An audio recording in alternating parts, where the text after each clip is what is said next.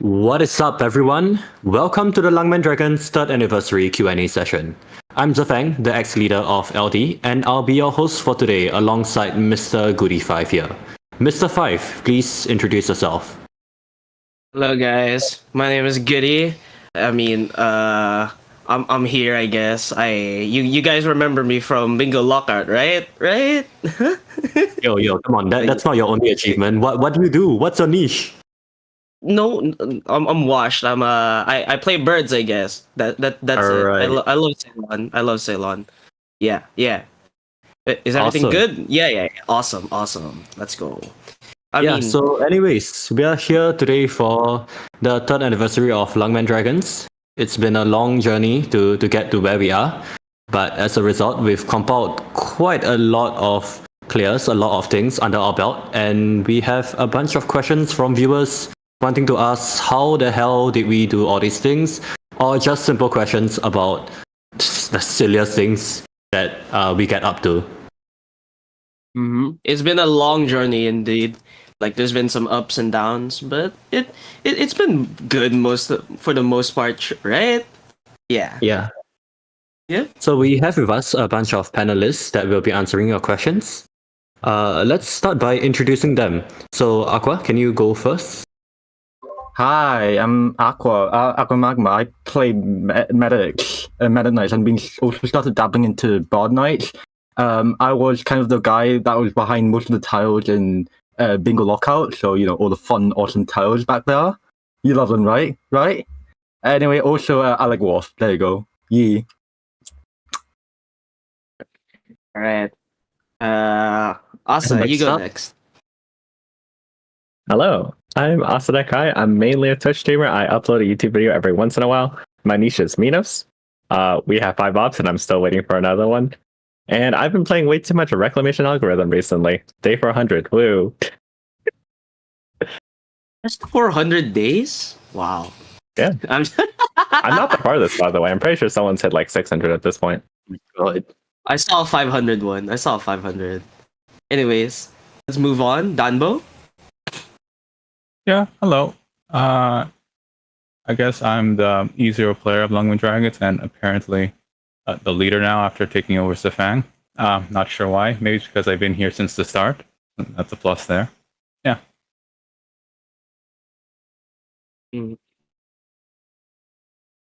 Glitch? Right, and yep.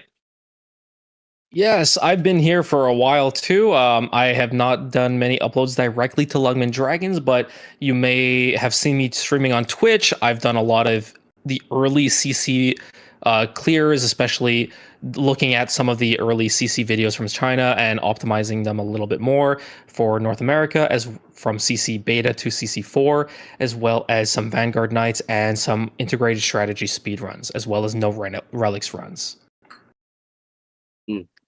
Right, and then next up, our much more recent member, Oyana.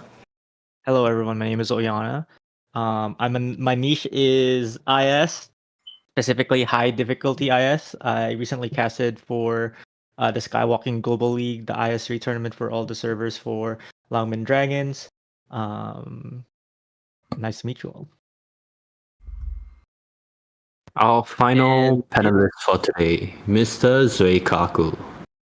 Hello, it's me. I'm Zukaku. I'm the Feline Knights player, though I haven't played anything in a really long time because the only thing that's worth playing with Feline is CC. And that's it. Alright, awesome, cool. So yeah, that's our panelists for today, and we hope that they will give you interesting discussions, arguments, we don't know. Let's see. Let's get into the questions, shall we, Mr. Goody? Ooh. I guess our first question would be like a much more general one that I guess any of us could answer. Oh wait. Let's see here. Here, the first one. So, is this one right? Oh yeah. The incredibly RNG grindy runs, not to mention all the time that goes into actually figuring out the strategy for said runs. What motivates you to do so? This one is asked by Rose. Okay, I got this one.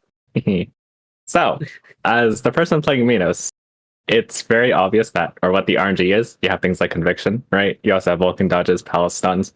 So I think I can answer this one pretty well. And it's actually really interesting when it comes to RNG. If you already understand the stage and whatnot, it's kind of like it's right there. You just have to take the last step sort of deal. And it's like, it kind of just leads you on and you just try again and again because you know it's right there. It's basically done. You just need to like let the dice roll in your favor, and that's about it. And it's cope, I guess. Yeah, A lot of so much cope. cope. So much I cope. actually have a really fun answer to this. I hate RNG. And all the strategies I do, and this is kind of to my weakness as a player and to some of my strategies, I try to mitigate as much RNG as possible, which I think this has showed up, I think it showed up in CC9. Actually, no, that was why I hate RNG. Like, it happened in Pyrolysis, where like my initial strategies were super. I try to be more consistent, and I ended up using a higher op count and also a lot lower risk than the strategy that Dan/I Love Amia came up with. And eventually, I pivoted to that. But I hate RNG because I don't think it's fun. I don't think it really. Once you get to the point where all you're doing is just rolling the die, I don't think it really shows your strength as a player, just rather how much time you have. But with respect to figuring out the strategy, I think that's like the whole part of the game that I find fun, right? It's basically like a puzzle, except you have the option to solve the puzzle in like any way you want it to. It's a lot of free form flexibility for how you want to approach, and basically that's what I like about it. I'd like to weigh in on this one a little bit. This is glitched here. I've been more on the side of Zuikaku in this one, in that I hate RNG, and part of the process in Arknights for me is that I redo stages, and you're going to have to end up rerunning them. And if there's RNG in the stage, things will change, and you're not going to have the same process. And so I dislike RNG in general, but I understand that some stages will have RNG, and I'm going back back in CC0, where you have even RNG just on the fire tiles, RNG and Hoshiguma. And I generally disliked it, and so when I optimized that stage, I looked to front load the RNG so that if the clear was going to work, I'd know really early on in that run. But and then I would watch other people trying to do the same thing, and they would backload the RNG, so it's like all their RNG attempts are all the way at the back. Anyway, but when you look at the hyper optimized clears, Arknights in general has been set up in a way that RNG is inevitable if you want the best results of something. The strongest operators, or maybe not necessarily the strongest operators, but maybe the most value proposition operators are going to have some RNG in their build. So that's something that's going to happen. We love a good Ethan bind. Oh god, even by no. You just triggered me. Oh, Adding my God. Golden Glow to any clear. You think the thing triggered Zaf? CC Beta, CC Paradigm. Oh my god. I don't know if want people to drill in a realize. little bit, right? I feel like RNG makes our run more spicy. But like when you're trying to push it, something like we need this specific set of like things to happen, but it only happens this amount of times because it's a percent chance. I get the frustration. But like in a general sense, we get those spicy moments like, oh my god, is this Eden gonna bind? Oh, he bind! Oh, yeah, that's insane! And that's what makes Arknights so fun for me. At least a part of it. On the flip side, if you're like me and you're doing CC9 with Golden Glow and you need specific like damage intervals, her variance is insane. And like that actually just made me swear off any RNG forever. Or at least as much as I could. Because that was just such a miserable experience. Because like the way Golden Glow works is that her damage is so varied. And like if you kill something at the wrong time, it can cause like targeting issues. Or just because of the way like explosions are consistent, even though they have a pity system. If you want like front-loaded explosions versus back-loaded explosions, it's a huge pain. just anytime you use Golden Glow, it's so much variance. I've actually got a similar story. It was, I think, 11:15 with Minos. If you remember one of the 11 or the chapter 11 mechanics, they're the trees, right? That like spawn big tanky guys that are really strong if you let them sit for a while. The clear I did, right, for 11:15 had conviction punching one of the last guys, and I need to stall to like get everyone to full HP again before I took out the big guys. Conviction landed a crit, and that ruined everything for me. And that was after like 50, 60 tries. When the RNG fails. Oh, God. Conviction RNG, the worst thing in Arknights. No, bro. RNG can be fun, trust. I Speaking think of, there's one time I've tried, like, I tend to not do, like, RNG heavy strats with my clears. For example, in CC11, there was definitely a way I could have easily done some wolf targeting RNG to help remedy some issues, but I tend to avoid that, so I went around to redoing my entire team, like redeploying whatever, because I don't want to deal with the RNG at all. But I kind of like the effect of how RNG affects your runs. For example, you could be there grinding your RNG, but you could maybe use this opportunity to like reround, make your strat less RNG, but that would require some timing, some extra work, but makes them a bit more satisfying. Yeah, so that's actually an interesting point that you bring up. How do you guys actually figure out your process for the strat of a run? Like, how do you decide how you remove a certain bit of RNG, for example, or how you deal with a certain enemy? Do you think immediately, okay, I need to use Golden Glow and crit exactly this amount? Or do you play it through, for example, and see exactly what you need all the way throughout? Well, since the question mentioned Golden Glow, I actually, again, I think this is to the weakness of me as a player. I think if you calculate it, you generally have better results, but I play by feel because there's a lot of things that I don't really know how to calculate. So just by like playing and then recording and / taking notes, I can kind of adjust on the fly, and it's a little bit more, I guess, there's like things that necessarily are hard to cover from math that you can cover just by playing it over and over again. And that's kind of like my experience is just a lot of trial and error. I think for me, since I have a very limiting niche, only 5 operators, I tend to just go try the stage, throw everything at the wall, see what sticks, and then work backwards. Like, okay, is the boss leaking here? Why is that? Oh, someone died? Why did they die? So on and so forth. And eventually you kind of just like undo the whole problem and you just remake it. It takes a lot of time, but it does let you see all your options, and then you sometimes get really ridiculous things, like using Conviction skill 2 to intentionally stun your own team to get someone to not block something, and so on. Yeah.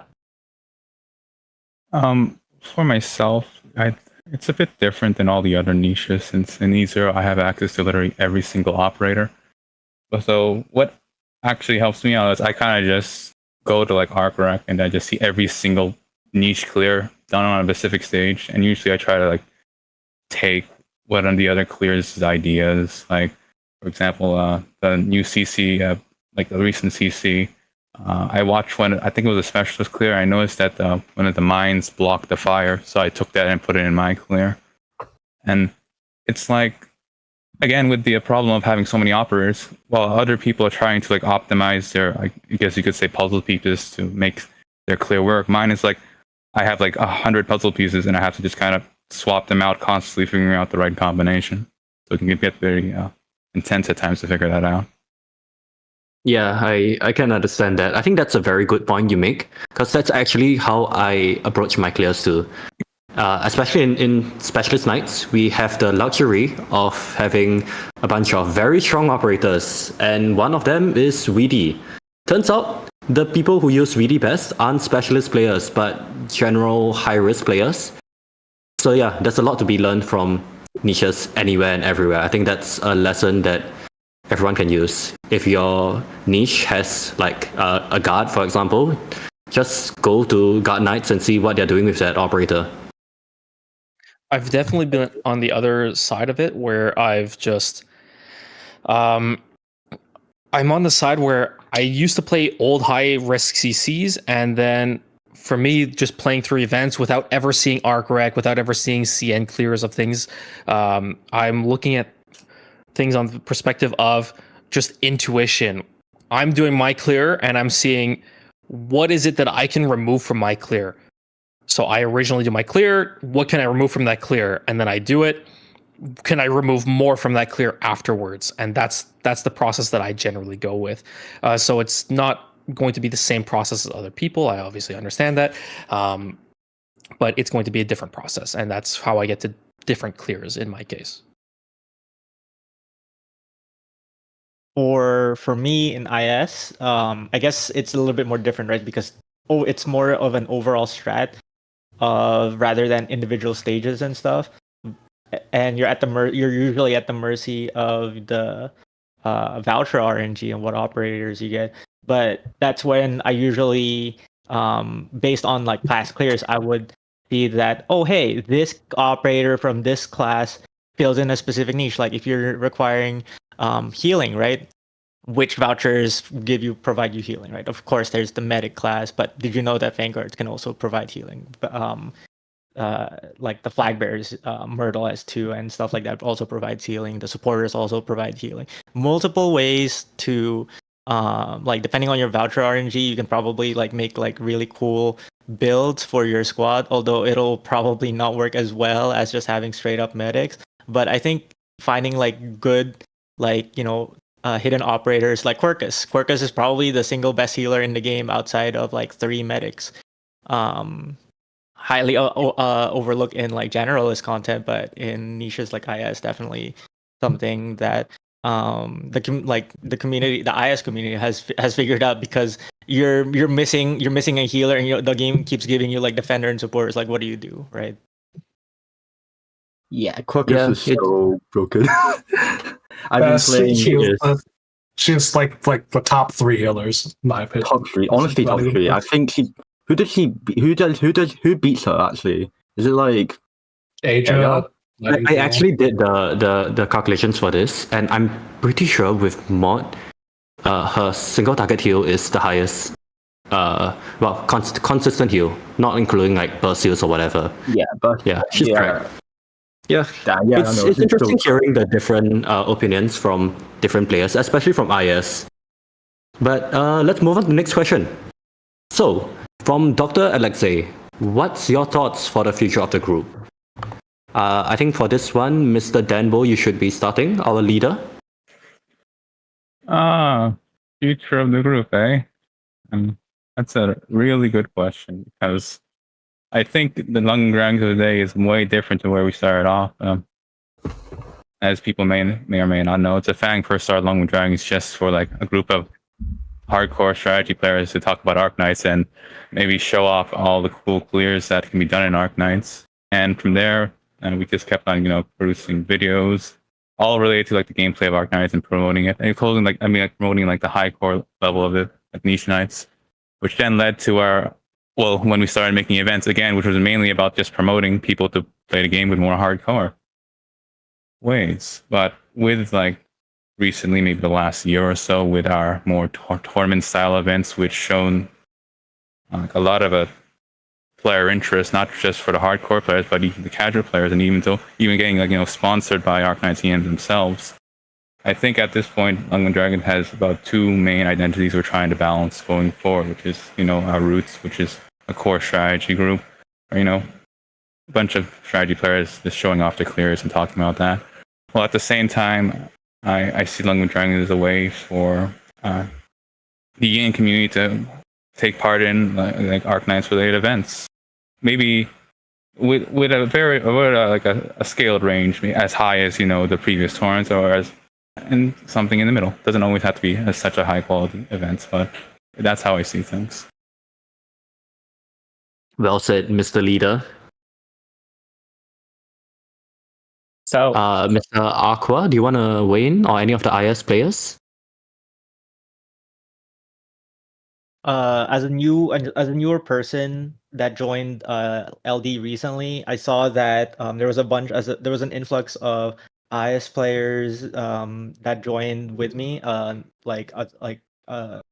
other high difficulty IS players as well as relicless IS players, and I feel like the way the content of Arknights is heading is I think the future is IS. I'm just gonna say it outright. Like I think all the cool content, all the new operators that they're balancing around, it's good. It's hard for them to balance the stages around it, and I feel like all the new operators are. Oh, I need this IS specific, IS specific, IS specific. Like like the new like the new modules coming out that I saw was like IS specific. There were IS specific modules, and like the real busted gameplay of like new operators, like the real power level of the new operators gets really shown in like higher level content of the IS. So I believe like we as LD should move more like with the times, like add more IS content, because I definitely feel like it was a little bit lacking, especially with the quality of videos that EN has provided so far for IS. Basically I don't see any good like new strategies, new clears, new ideas for IS. And personally, I would like to see that change. And if LD would like start that change. So, Denvo, any comment on that? Any special events that you'll be hosting? IS? Well, I guess that is true. We haven't been really focusing much on IS, but to be fair, most of the Longwind Dragon members weren't really IS players. But yeah, for sure, there's been some talks on more IS related events. As for other new events, there are also it's in the works. It may not be as again, I just want to iterate, not as top tier as the previous tournaments, but we have events planned here and there, and it may take some time here and there, but hopefully when we do produce something. Any details to share or no? I can't really say much details, honestly. All Sorry right. about that. Okay, it's fine. Let's move on to the next question.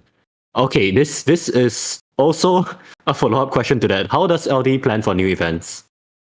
I think Aqua can probably answer this too. Okay. Well, that's good. I was going to say like I'll just answer last, so maybe Aqua can go first. How do LD plan for new events? It generally works with. It depends on kind of the event that comes up. For example, if we take CC events, usually you have like the CC Nicheknights events. Usually you have like a person maybe leading it and giving kind of like having a meeting, talking about what kind of ideas you want to have, what to do, what to improve, stuff like that. So that was kind of what happens in Nicheknights. Obviously, CC has kind of changed to the whole pinch out style, which may or may not fit with the old style. We'll have to see if that works or if we can adapt to that. So recently we've been doing the IS bingo lockout, and also started dabbling into the D15, the SQL, SGL, right? I forgot the name. Yeah. SGL. That happened because of a collaboration with the CN and all the other strategy groups outside of just EN, and that just kind of happened because one group kind of initiated the thing and caused some planning. All right. Anyone else from the planning? Well, we do have quite a few members from the planning teams of each event here. Like, for example, Uyana with the IS commentary. So how was your experience in taking part in that?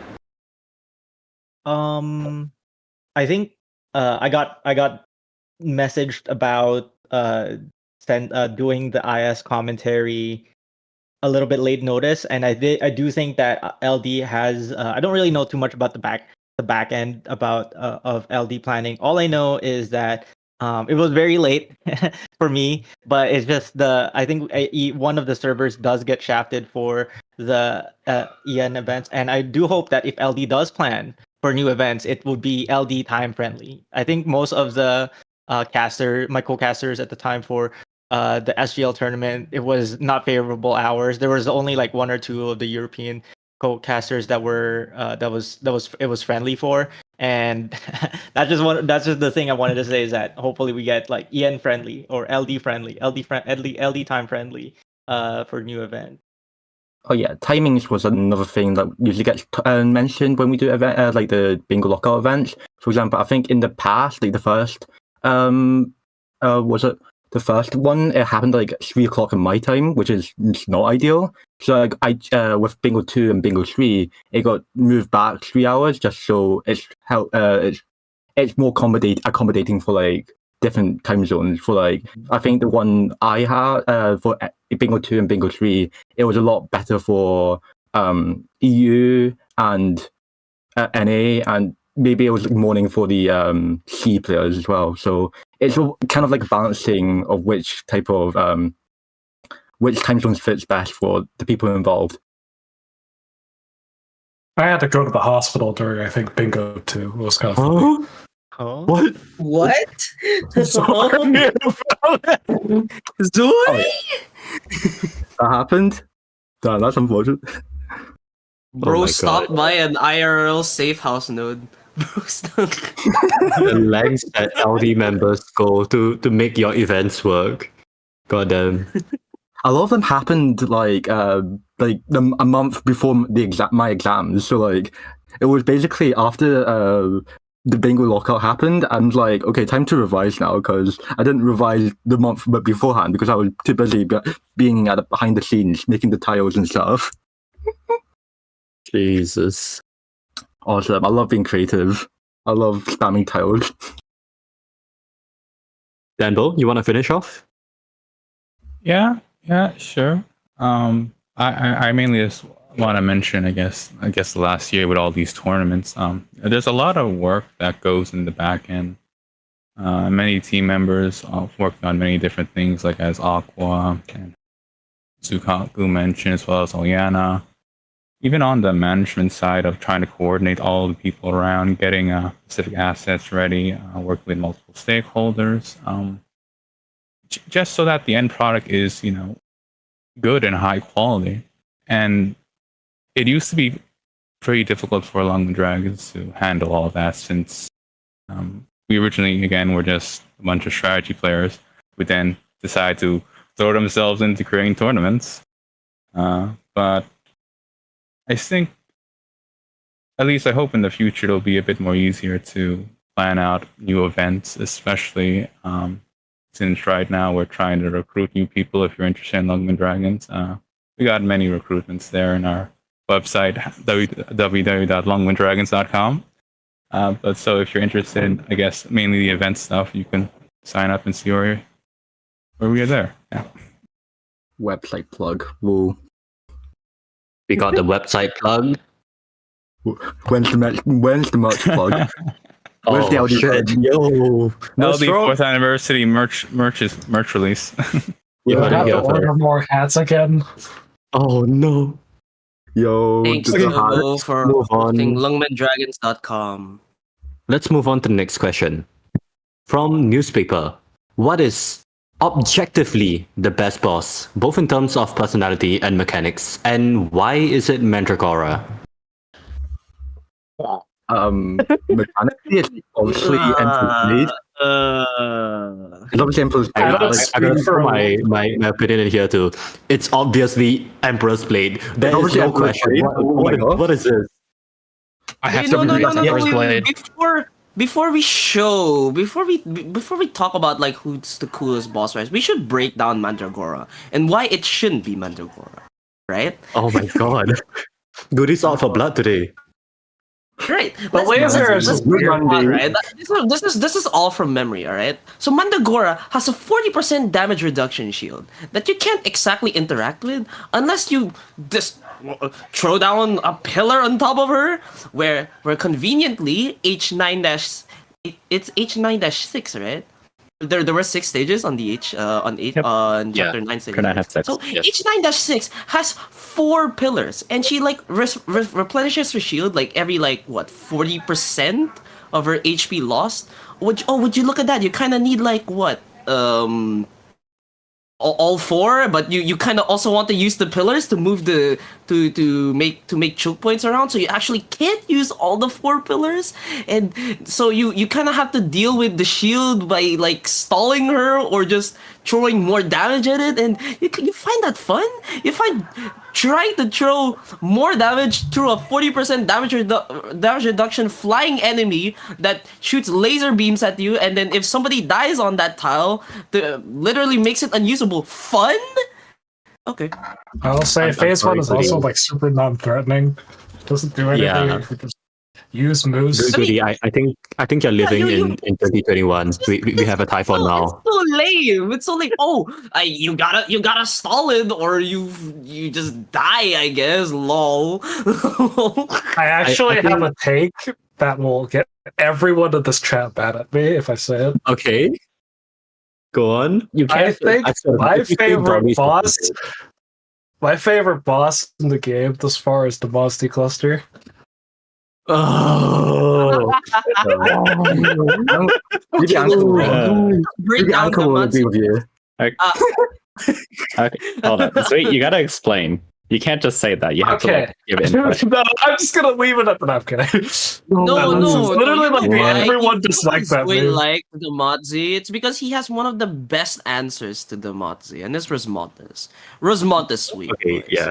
Rosmontes sweep. Let's go.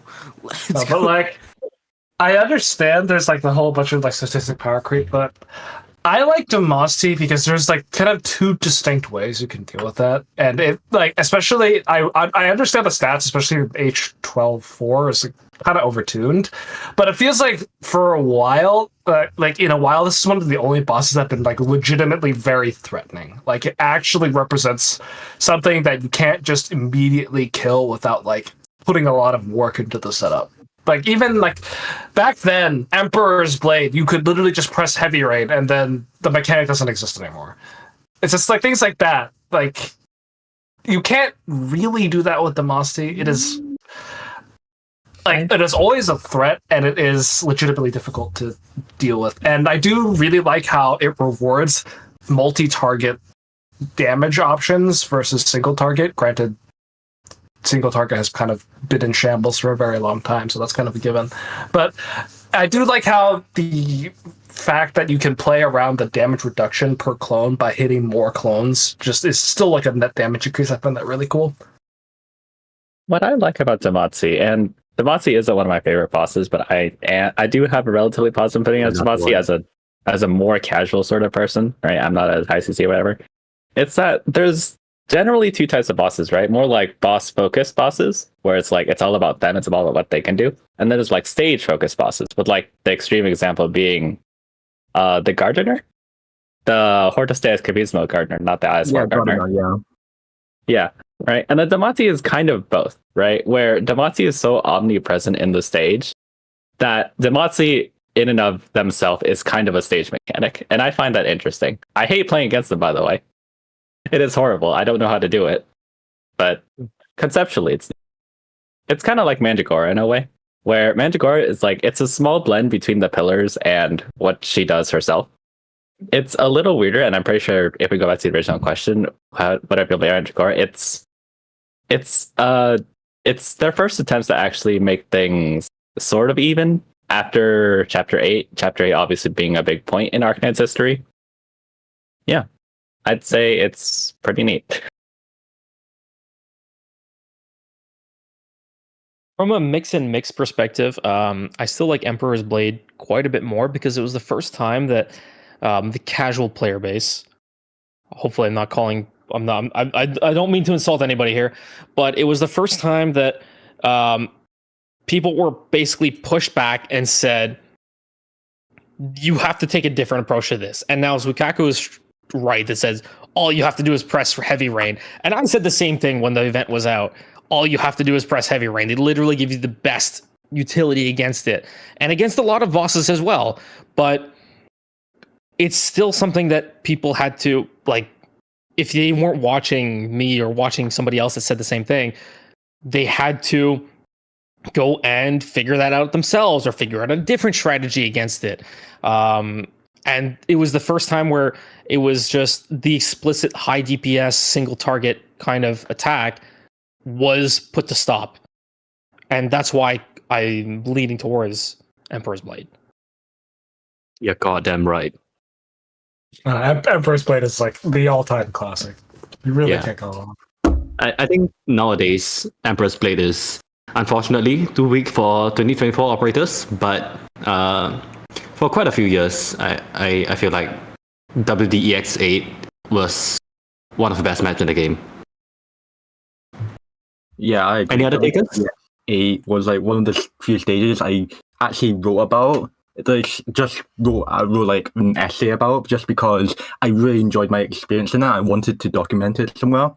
I don't know if I still have that essay there, but it gave me such a great experience trying to time how to do certain strats. Because obviously you could just heavy rain, but I didn't raise heavy rain, so I had to playing around with a different strat based on my own operators. And so yeah, it was fun playing with my own operators, how they fit with that. Because obviously you can't just I guess pure just brute force. You have to like try and time. You have to try and make sure you have some stalling. You have to make sure you burst it well and stuff like that. So I really, really, really enjoyed the Emperor's Blade. I can't believe okay, you so- wrote an entire essay. God No damn. name in the chat with probably one of the best answers. Cliff is actually just sick, sweet boss design. I love that. Oh, yeah. That skill is so funny. He is. I think Cliff is the best boss in the last 2 Funny, years. but I never liked playing against it. I still get shivers against Cliff. This guy has So- the worst face ever. Hates No, Mandragora. what? What do Hates you Cliff. mean? I have to What the throw hell? vent on his face and the Shamari doll for Ain't anyone no to tank way, phase dude. 2? Did you know that? Still based. Did you know phase 2? Cliff can take out with skill, Vulcan on skill 1 with Palace buff. That's how strong his skill is. Incredible. I saw like through Shamaradol and like through Shamaradol doing half health to Ling S3 Dragon to skill up, which was kind of sick.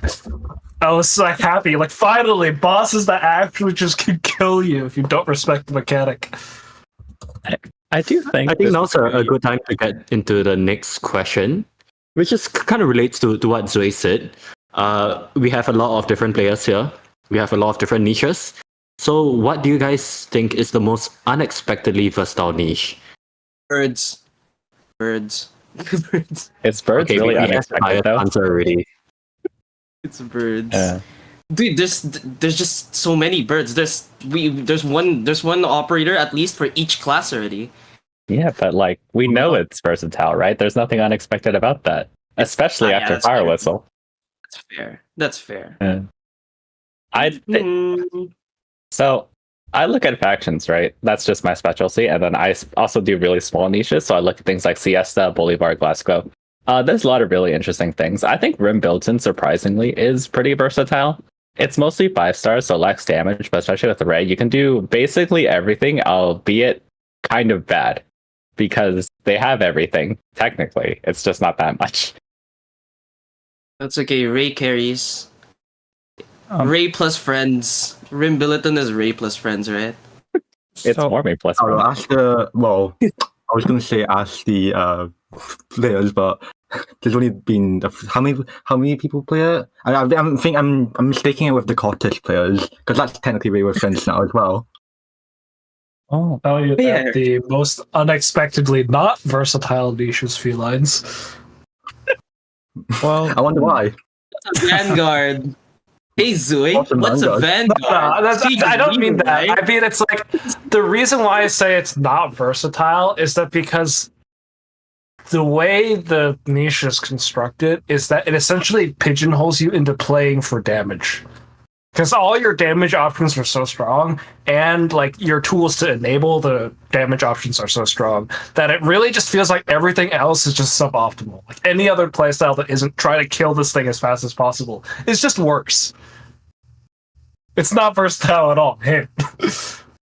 You know, I think in the same boat, Sarkaz is also up there. No, to be fair, Something Sarkaz, like they only have like damage options. It's not like cats. Yeah, where they have a whole bunch of options that are all just worse than the don't they damage. have like 4 medics though? Like Shining They do Nightingale, have Warfare. medics. We have It's 6 not players. really they versatile, have I'd really say. high quality. They have like Sarkaz has really high quality operators all around, and then not enabled because their only Vanguard is Vigna. And they also have like not much synergy, which is also I remember something the Sarkaz players were disgruntled about was just But what? poor synergy in Why between. bother with units. synergy if we got good operators? No, what I'm saying is Isn't you that have the best Arknights medics in the general? game, but you can't heal your best tank. No. That's The what I'm best saying. strategy is to warp your Mudrock to, I don't know, something, and dash. Why would you do that? No, but like, this Dude, is their like best Medic tank Knights. has zero This is Medic Knights. defense. It's This is like Medic Knights. You have all these good healers, but your main healing target is monster who can't be healed. So it's kind of like semi-Medic Knights. No, Yeah, what do you yeah. mean? You can bring like Perfumer, and then you bring like Ceylon skill 2, and then you put Whispering under monster. There you go. It's like a lot of healing over time. That's healing, right? Incredible healing. I think I'd rather put like silence just so I can make Cow heal better. Something like that. Oh, you know what I think is a pretty interesting niche? It isn't quite versatile, but it's kind of funny thinking about it. Higashi. Higashi doesn't have a medic, but they do have Suki Nogi. They have And also Kirara. Utage self heals. And Kirara self heals. And Mizuki has an HP thing, and Saga has an HP talent. They all have like HP stuff, but no medic. Which is But very Tsukinogi funny. heals, right? Yeah, it's This is like like the strongest healer, right? So They it's have, like- Tsukinogi's in the same class. they have like That's how it 9 works, operators. right? Yeah, that's how it works. Yeah, trust. I think Tsukinogi, the one character that doesn't heal on S2 because she's an operator that was made before the Abjure. I mean, update. even then, it's pretty impactful because Higashi has both Akafuya and Utage, who are Musha, and can't be healed anyways. True, So, true, like, yeah. in niche, it's surprisingly versatile. Like, I think the only person who doesn't have some kind of HP gimmick in there is Shirayuki, and that's it. Her HP gimmick is reducing the enemy's HP. Please laugh, I'm funny. Something I'm kind of surprised that no one has mentioned is actually a Defender Knights. I think like it's kind of one of the most versatile ones. Just block everything. Just block everything. No, no you name can of the attack chat air, pointed take that out out. damage, you can defend, and for Vanguard issue, well, you just stall, right? Yeah. Well, that depends on whether you can even start the map. That's the reason why Tam still has E0 Beagle. That's fair. No, wait. Lower defense cost. Crazy. I think the best test for this sort of thing, if your niche is valid of existing, can it beat OF4? Because OF4 has like a really fast rush, so you need like 2 chief operators to handle it. Minos can't do that, which makes me really sad. I believe Minos is Not exposed really. to be a fraud. Yeah, it's on this point, a stage that I think a lot of us old players remember is 5-3 CM. So that stage has casters that just blast you immediately. And for years, Oh yeah, that one. until I believe the Oh, release of Dusk mod, casters didn't clear it. One of the 8 core classes in the game couldn't clear that map. And I think other than Medic, it was the only one that couldn't clear it, even though it had all these VPS options, just because it couldn't start. So that just really goes to show that even if your niche has strong operators, it's not necessarily versatile. Okay, let's move on to the next question. What is the hardest content to date and why? Reading story. Okay, that I don't know if that counts. No, dude, I think it's it's the that hardest. If they haven't screwed up, the story readers so bad, it's the same in recruitment. It's the same in recruitment. I've cleared all the stages, but I haven't read all the story. That's just how hard story is. Okay. How do we Personally, already pivot the question? Personally, though, I think It's the literally hardest the stage first answer. right now is Sentinel. The alternative Yes. ending for ending 3 in IS4. It has to be Shit. Sentinel right now. It is definitely the sensitive. one. Unless you like, it depends on like how much you like consider like having max risk. Well, max risk is definitely harder still, but if you count them to be like a native part of the stage or not. But then other than that, it just like has to be Sentinel, I think. Yeah, I mean, like So, you for could, those you of could you argue that are for, like, unaware, CC, yeah. Go ahead. Sentinel is the third boss of IS4, but it's an alternate version of it.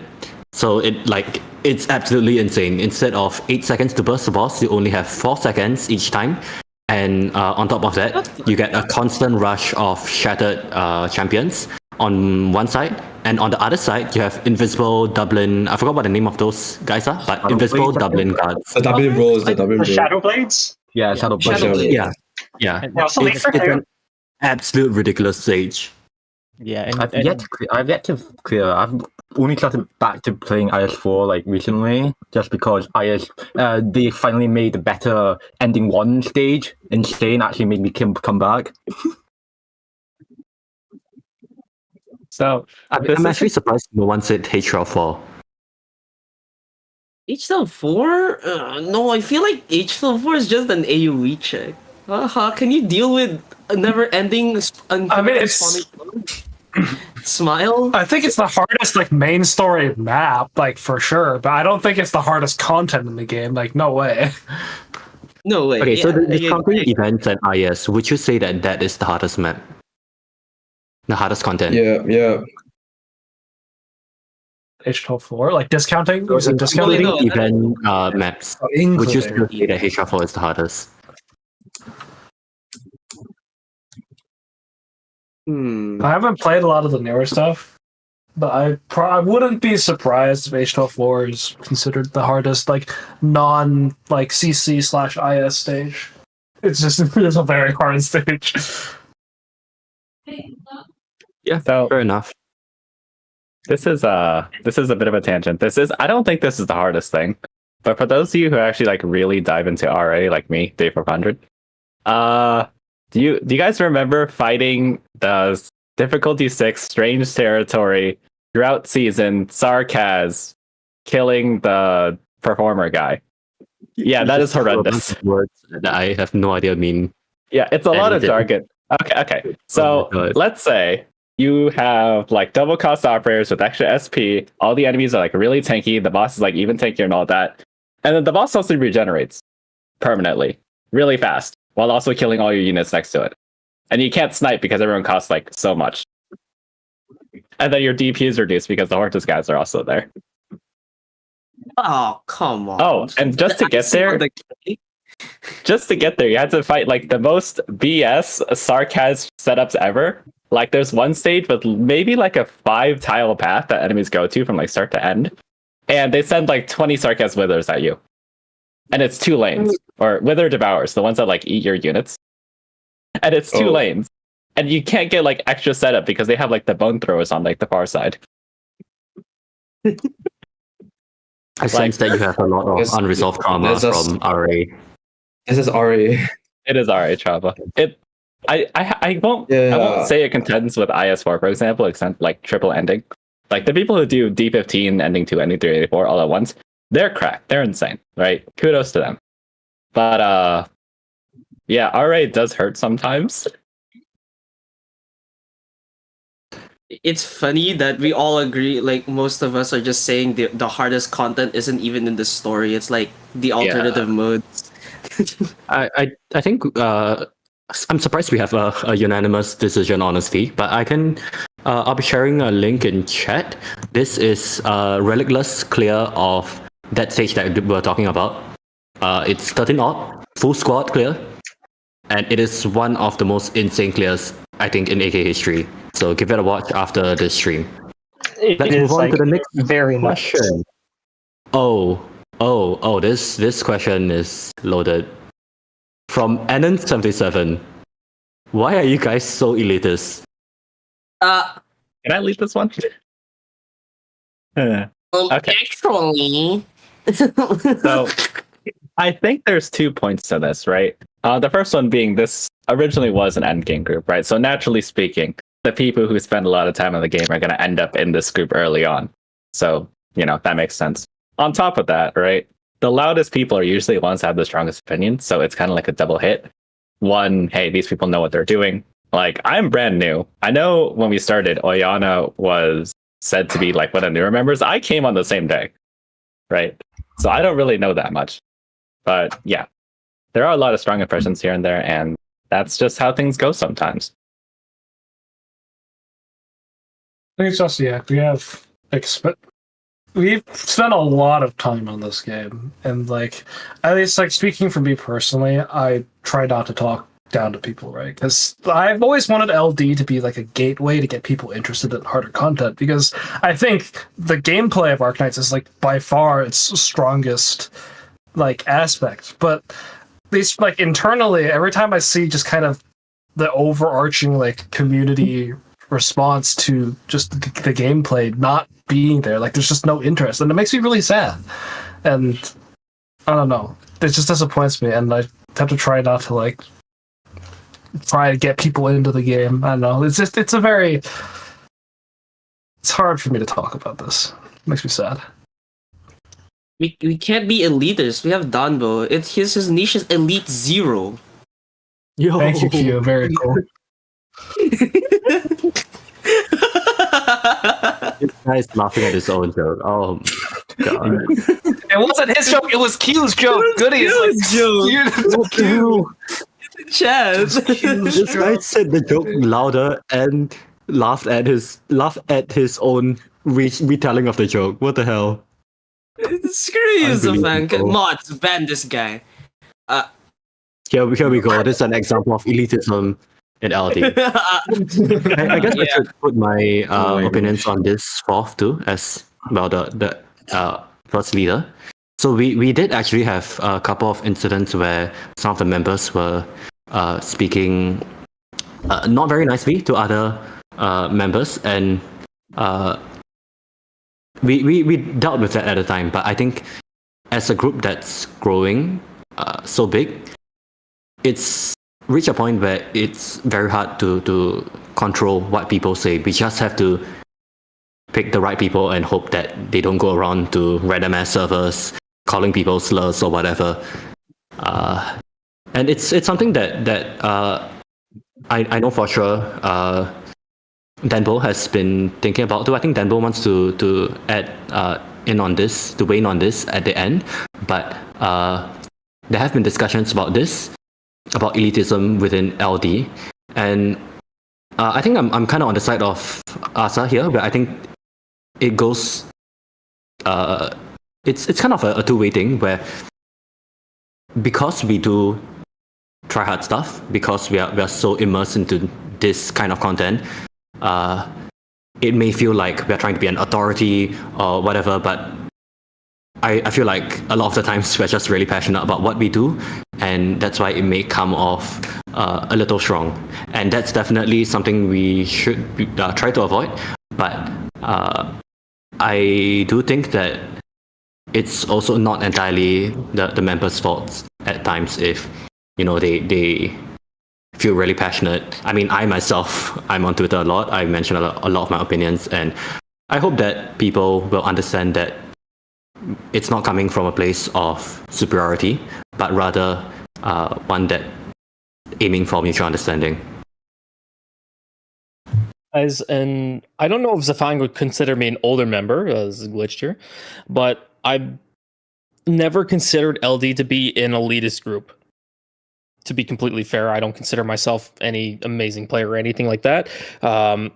I mostly saw it as just a gathering of extremely endgame players that have reached a point where they can clear any existing content without any difficulty and are looking to be to get to that next level, to maybe discuss with other people that are already at that level as well, and want to maybe progress themselves in their either in their own niche or learn about other niches as well.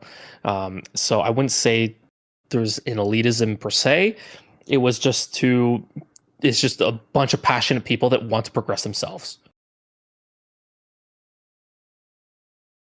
Sometimes people do get at you though. Like, I think for me, one of the things, someone was yelling at me on a stream one day. It's like, why don't you retreat your conviction for extra DP? If you try it, if you have a fully built conviction with mod and everything, conviction actually doesn't like give any DP back when you retreat conviction for the first time. And it's like those little things, right? Like some other examples. I think there's a joke that you sometimes hear. It's like, why not use Mountain? Right? Mountain is the best card or whatever. It's just a lot of context that a lot of people don't have.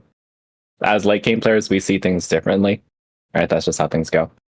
So everyone's on their real own journey, and when you're going head to head with a lot of other people from different places, just in like conversation and whatnot, things just arise sometimes that you don't see eye to eye on. And if you don't handle that well, sometimes things devolve. And all we can really do is hope that that doesn't happen, right? Do our best to be polite, be kind, try to see how other people see things. So, Getting backseated as like a streamer is really like can be very frustrating, especially. And I think to add on to that, especially if you've like been on a stage for like hours on end, days on end, maybe even weeks, and just been working on it, like spending so much time and energy on a stage, and someone comes along and says like the wrong thing, like people can get upset. It happens. Try not to do it, of course. Like as I said, you have to try their best to be, good people. But just like when you're stressed, it's not easy to do that. And I think that's just something that people have to work towards to be better, to be able to handle the stress better. Okay, then, Bo, I think it's a good time for you to speak your points. Yeah, sure. Everyone gave a lot of good points here and there. My take on it is a bit different, well, slightly different, I guess. I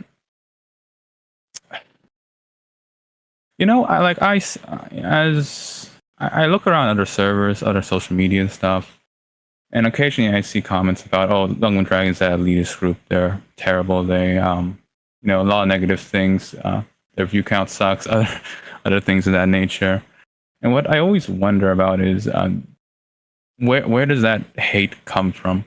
Especially the elitist part. Of course, there are cases where people might have passionate thoughts here and there, but I think one of the persons in chat gave a good reason, which is just since the group is full with strong Arknights players, there's kind of a inert assumption that everyone there must be an elitist, which kind of just translates to people assuming they're elitist, and the hate goes on there.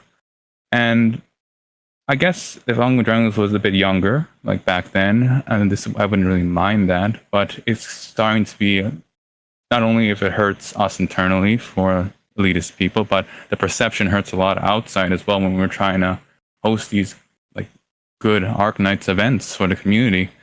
I won't go into specific details, but for the tournaments specifically, trying to recruit people here and there. Sometimes they assume things about the group that they're only for elitists and hardcore, when really it's two different identities of Lungmen Dragons I say exist. So all in all, I guess I'm kind of rambling here, but people need to give things a chance and not just assume things just because of perceived notions here and there. And try to just, I like to just hope that people would just stop the hate. We're not trying to hate on other people, and hopefully everyone in the community can get along. Yeah.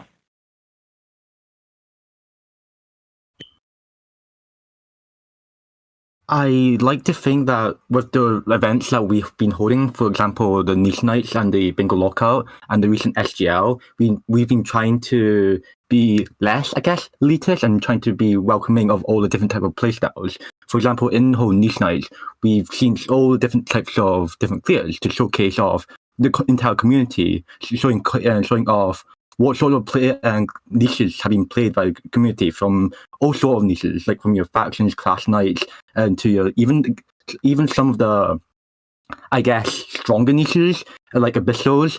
Whilst they are strong, we should also we've been also showcasing them, giving them opportunity to showcase.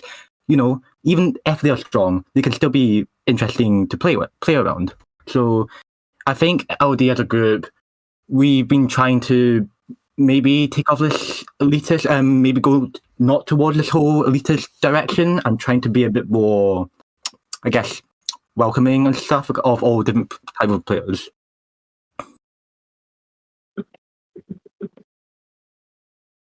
All right. And a more, lighthearted question here. So, Crustacean Abby asked, Thick Tails or Thin Tails? Blaze Tails. Blaze Tails? Oh, Oh, wait, I think I'm in Thin. I'm also in Finn. I'm in Finn. I love Gavial. The Gavial lovers in chat? Mod check? Hello? Pintails too.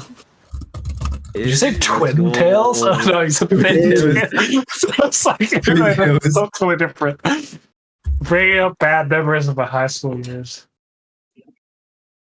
Okay, let's move on to the next question. From Kafka was here. Would you ever make a Nicheknights tier? Is this like None, ranking niches or like How's that even work? in a niche? Yeah, good question. I guess a tier list would have to be based on your own experience, like clearing stages. What do you think is the best within your niche, and not general content? Yeah, there's too much.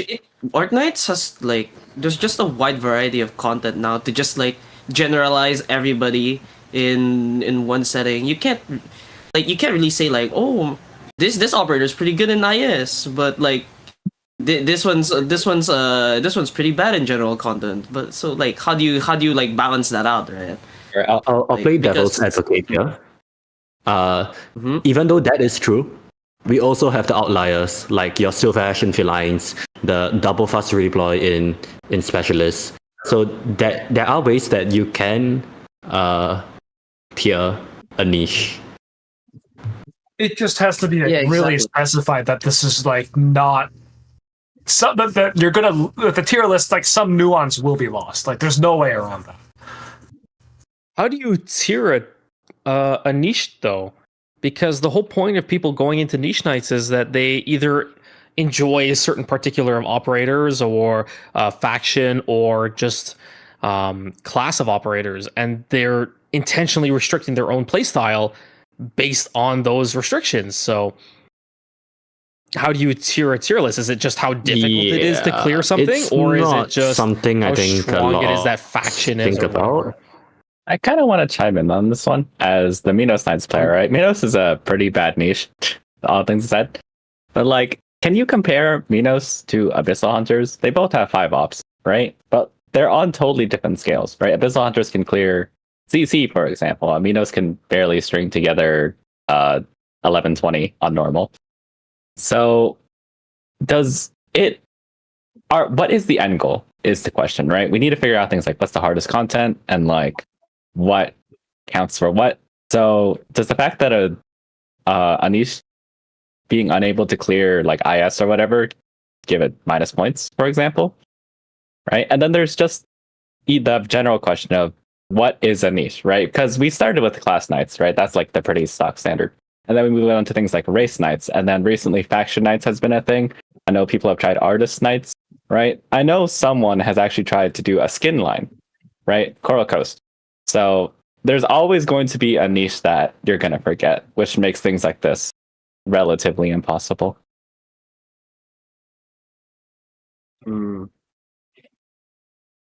So anyone else want to chime in before we move on?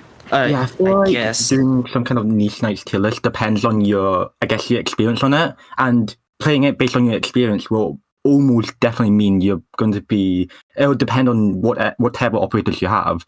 So, for example, I recently, like half a year ago, I did my whole IS3 niche, I guess, in 15 niches, and I played a lot of different niches, playing around all sorts, like obviously classes and races, but I also played like some weird ones, like obviously the skin niche. I played Cambrian. That was very interesting. So, but ultimately it depends on how interesting it is to play. For example, some niches might be fun to play in an IS context, but like some niches might suck. For example, maybe like snipers, because snipers I don't have good snipers raised, so I don't know who to best start as in snipers. So it very much depends on your experience. So it's hard to like kind of judge. I feel like maybe judging based on enjoyment is the best, but then that's incredibly subjective. So yeah. Yeah, that makes sense, right? So I guess we move on to the next question. So, Conad Sheep asks, Would you guys ever talk about the pros and cons of each niche, like unique problems a particular niche faces? Hmm. I guess most Outside of niches, CC, Feline Knights has no weaknesses. most niches, unlike Vanguard Knights, most of them can struggle with some maps because they can't open it due to having too high cost units. I feel But like. for Oh, come on, sorry. but for Yeah. I think for Vanguard Knights, the most one of the main problems we face is stats, because you can't keep up with the 2024 stat bloat, and also healing. We have, apart from one single Myrtle, we have very little healing. 50 Yeah, that's all. HP per second. 50 HP. Now you have like two other heals now, right? You have what's a He doesn't heal enough. He heals so little. One thing heals so little, even though it's AoE.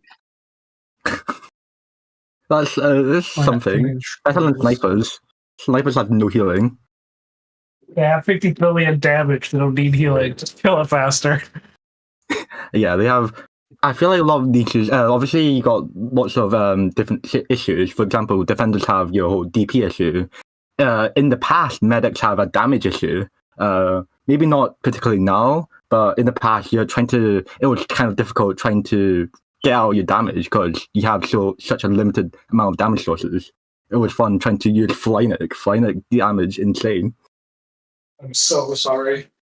And by limited, you mean there's literally only 2 operators that dealt damage. Yeah, oh yeah, yeah, it's only Flynic. I love Flynic. Like, for me, like I said, I played birds, right? I mean, I don't play that seriously nowadays, but birds. I mentioned that birds was like very flexible, but I think it's not about the problem of what they can't solve. It's about like solving it yourself, because what birds has is, instead of like having all the high top tier options, they just have like it's a little bit lesser, but they're still very strong and they have very good synergy. So it's just about figuring everything out with the kits that they have. But I guess you can't really say it's a difficulty. It's more of a skill issue at that point, then, right? Didn't birds used to have like a tanking issue because pre-fire whistle? They did. Yeah. So- Pre-fire whistle, like the strongest healable unit was Astesia. But like, I guess nowadays you can't really use Astesia. She just explodes on herself because of how much stat bloat there is on 2024 maps. But I guess Fire Whistle already covered her job and does it Doesn't better. Nothing do pretty well with tanking or something? I don't know. Yeah, she does. Mr. Nothing does pretty well, but like, you still have to pay for him. I know. And sometimes you can't really rely on that. Oh, would you look at that? Minus 75% DP down. Yeah, it's like there are options. It's just that there are problems unique to that situation, and it's up to the player to figure it out, right? Mhm. And that's why I do like it, because the problem is like unique, so the solution has to be unique as well. Mhm. Yep. I find Anyone a really, else? really interesting point with playing the pros and cons. I feel like a good niche should have like a good kind of like a con, just so it makes it interesting. For example, back in pre-read alter medics, the whole con is no damage or lack of damage. So you're trying to see how many ways you can get the amount of damage to get, and how to maximize the damage you dish out. So maybe that's like waffing Flynic, or maybe it's better to waff monster. You have so many different options, so it's really interesting to see how, based on your weaknesses, how you overcome your weaknesses with your strengths. That's like exactly why people play niche as a challenge, right? It's just basically you're limiting yourself in some fashion, so you have some innate con within the niche, and then you use like the operator's strengths to make up for that. Mm-hmm. Yeah, it's just about how you use your tools and where. That's what makes niche playing Nicheknights very unique for me. at I'm least. sorry, specialist has no weaknesses. It's all pros. My niche has no If you want to have weaknesses. fun, try Minos Knights, where every weakness is solved by conviction, except conviction is also a Yo. weakness. Just I think high we roll. can- It's not No. hard. No AoE, use conviction. No air damage, use conviction. No arts damage, use conviction. Wait, conviction S2 hits air? It does. But so it's conviction It skill does. 2 or Arado. I don't have options. Oh my god. You guys are really living the true hell. To some the dark true niche magic. hell. Oh man. This next question is directed, I guess, towards Danbo specifically. What are the odds of SGL2 happening? Skywalking Global League, for those of you that don't know. Yeah, it's more than 0. It mainly depends on Babel, since they were the one mainly spearheading the multi-server tournament. Right now, they're kind of busy with their own multi-Chinese University IS tournament, but we'll see. Yeah. So, a bit more on this question then. Have you done any more collabs with the other servers in Arknights? Like, how's communication been with them? You want me to answer that, or? Yeah. Oh yeah, okay. So, funnily enough, kind of Lungman Dragons were kind of just on their own until the Skywalking Global League. After that, though, Lungman Dragons is now in regular communication with all the other Arknights servers, and we are like dabbling on the idea maybe like a collaboration with one of them or some events in the future. But yeah, definitely we're more receptive to collaboration now. Sounds good. Okay. This next question is a bit different. Any LD members passionate about the Arknight story? What are your favorite storylines, events, or characters from Arknight's lover? I mean, I want to start talking, but I will not stop. So I will not start talking. Lone Trail. You It's keep really it Lone short, Trail, like, right? Have you guys one seen the sentence. movie? Have you guys seen the fan-made movie of Lone Oh, the Lone Trail It's one. amazing. It was pretty I've good. It's not amazing. actually seen it. I really like the whole Ryan story arc. I think that's really done really well. I like it primarily just because it showcased the whole silent story character arc really well. I say that, but I haven't actually read the manga for it. But I kind of like the whole progression from in Mansfield's breakout. She was kind of like getting inquired about the situation, and then it progressed on. And for example, in Dorothy, she was actually investigating the situation or what some close something situation nearby to her. And then in Lone Trail, it's more like confronting the actual main issue, which is the whole ethics behind scientific research and stuff. So I really, really like that. Other stories I liked was like Break the Ice, the recent Ticket to Ride, the recent Karan Kirag one. That was another one I Right liked. to Lake Sylvanhurst. Yeah, I don't know how to say the name, sorry, yeah. Originium Dust and Lingering Echoes are like my favorite 5. I have a really hot take that the entire chat is going to hit me for again. Oh god. Let's go for it. Let's do it. I'm going to drink some water. Lone Trail was mid, and Originium Dust is still the best story event by far. I hate you. I hate you. Oh my gosh. I do want to chime in on that actually. For Originium Dust, I feel like I liked it a lot, right? But for me, the magic was the fact that I played Siege before this, right? I was familiar with Ash, with Blitz, with Frost, with Tachanka. And if you know anything about Siege at the time, they did do this whole tournament arc sort of thing, right? I can't really explain it. That's a different game. No, don't want to really get into it. So seeing the Team Rainbow in their prime, like what we expected originally, was really nice. Plus, it was just a cohesive storyline. So yeah. Does it top Lone Trail though? I don't think so. It's okay. So to expand upon my point, I think Lone Trail falls into a lot of the same problems that I have, like with the Arknight story, just as a whole. It's like it's the best quote unquote Arknight story because it has the same style, but I think the story is just not that style of storytelling is not good. But Originium Dust, I think, does a lot of things very differently from the norm that I actually think elevates it to a much better story than anything else in the game. I think a big part of that magic, right, is that Lone Trail isn't just Lone Trail, right? It's Dorothy's vision, it's the manga, it's like all that stuff. But Originium Dust is like very self-contained. A lot of stories are like that, right? Like I think the Lithanian story was pretty good. Lingering Echoes into I am blanking on the name. The one with Viviana and Virtuosa. Yeah, but also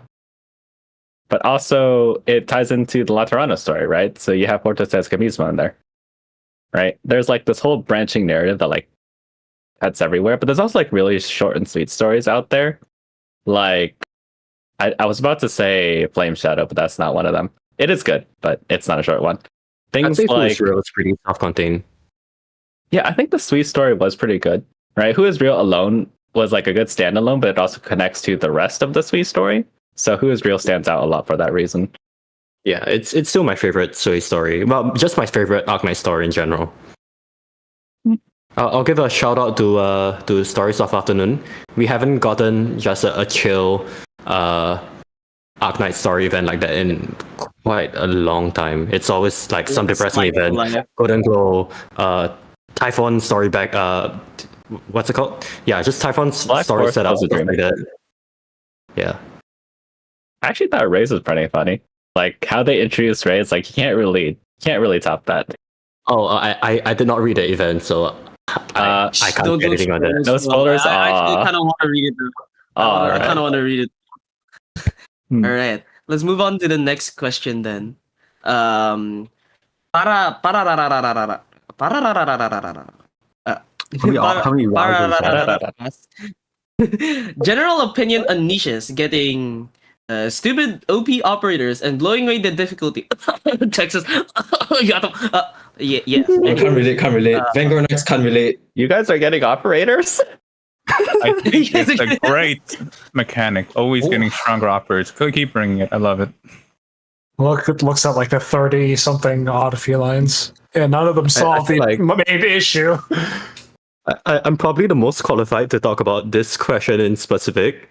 Definitely not calling Well, it out. If you know me, you know that I absolutely hate this. Oh my god. Oh. Every specialist stage is now a fast redeploy duo, and it pains me to the ends of the earth.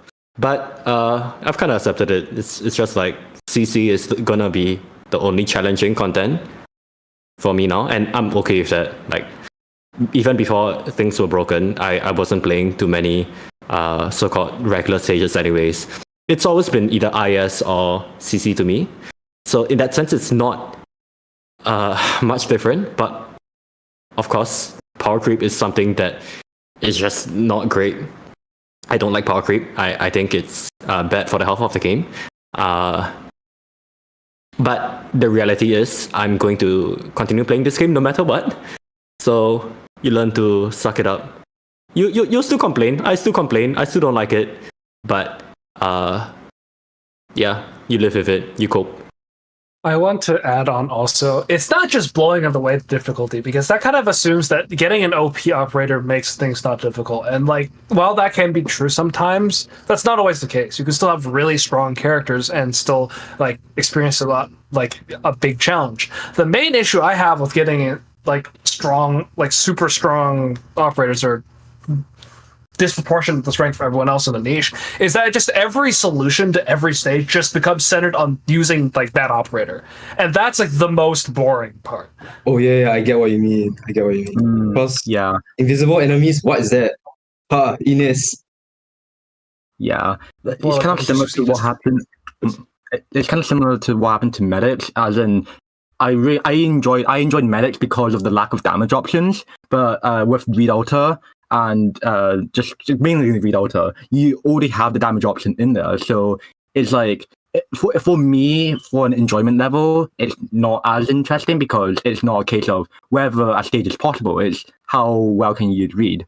So it's kind of why naturally I've been playing a bit more Bard Knights, just because it has the damage possibility that I wanted to play. So obviously I'll still play some stages with medics utilizing read for, but that would just depend on the stage itself. Like, is it an interesting stage? How can I use her? Stuff like that.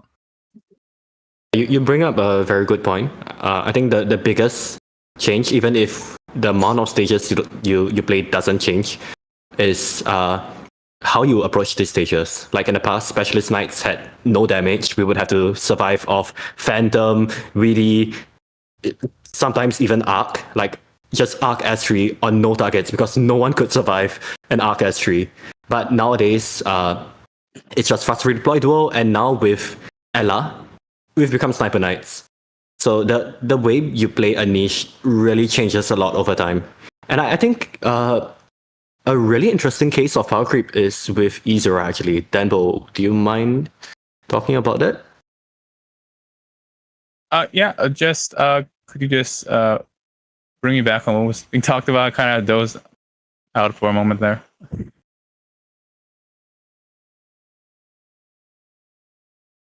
I love Amiya. I love Amiya. I love Amiya guard. Definitely an operator that should be an E0. Oh my god. Okay. Regarding like I guess power creep with easier operators, it's a love and hate relationship, I guess. Because I at one point I'm happy, mainly for the stages I can't clear. When I get a stronger operator, it's nice. But at the same time, it kind of feels like I'm kind of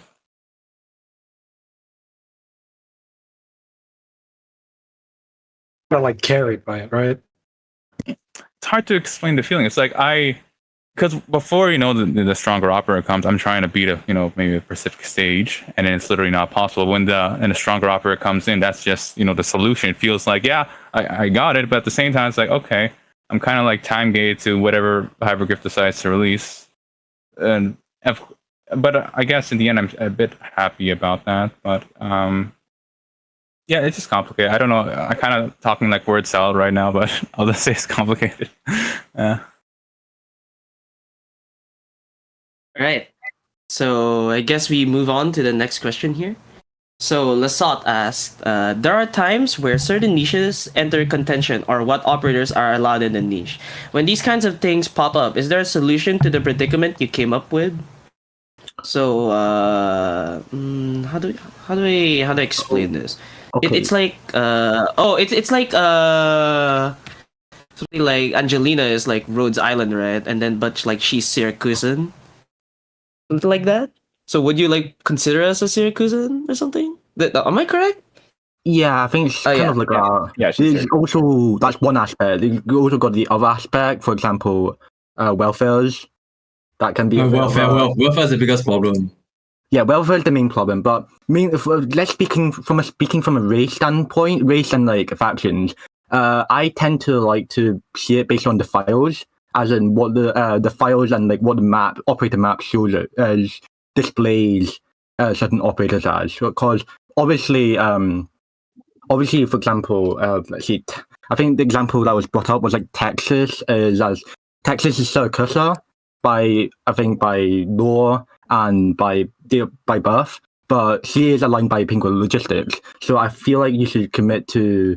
I think for the if you want to discuss with other people, it'll be good to have like these in-game set rules, just so it's easy to define. Obviously, you can enjoy your niche however you want to enjoy it, but it comes down to if you want to discuss with other people, it's nice to have a set rule based on the game instead of just by yourself.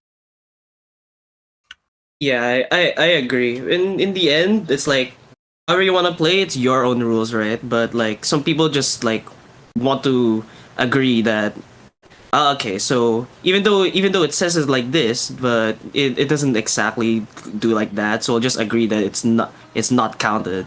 So like people just really reference the in-game files. So like something like a good example for me at least in Birds is like conviction is listed as suspected Liberi. It's like, but that's not Liberi. It doesn't say Liberi. It's suspected, but it doesn't. So we just agreed like okay, me and Zai we just agree. Like, okay, we're just not gonna use her, and yeah, it do be like that, I guess. There's some niches with Nando? strict definitions. You just follow the strict definition and then don't deviate. Hey, sweet. Yep, Hey, sweet. exactly. So what's that about Siege? Don't deviate. Aslan. Aslan.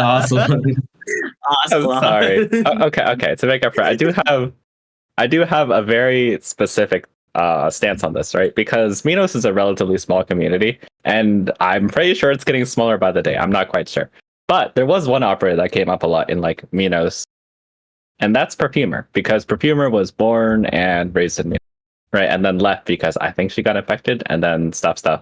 It's not too important. It's backstory. So how I see things, right?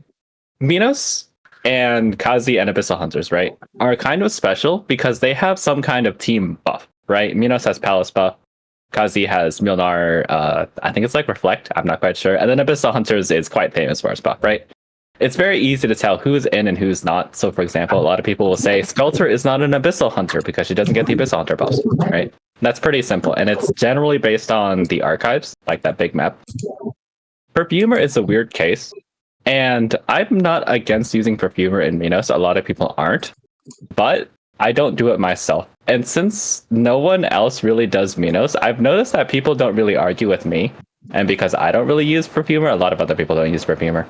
Well, I say a lot of other people. There's like 5 of us in total, I think.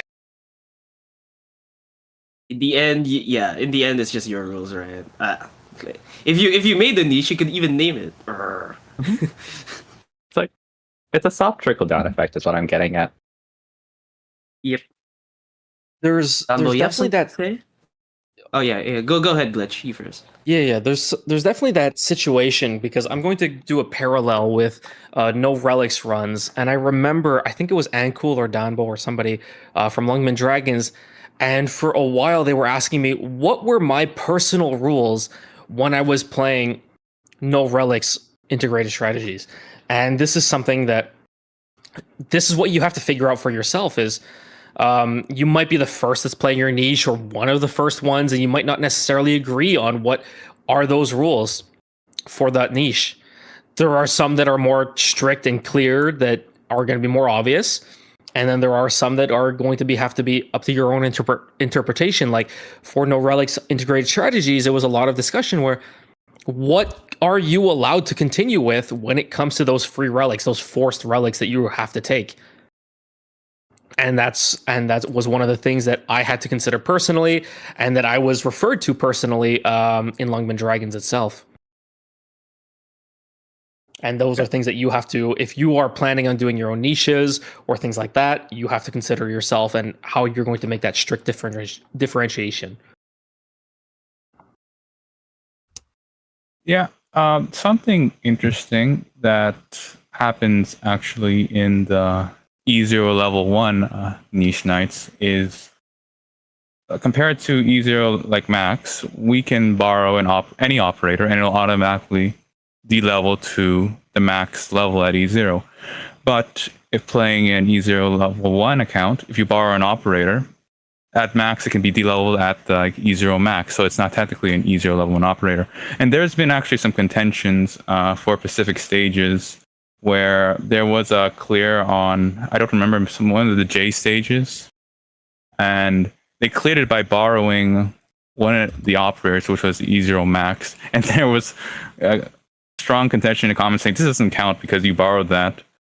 I just find that pretty interesting because you can imagine it's kind of hard to have a full squad of E0 level operators because you kind of need 2 accounts then to borrow one if someone needed for some reason.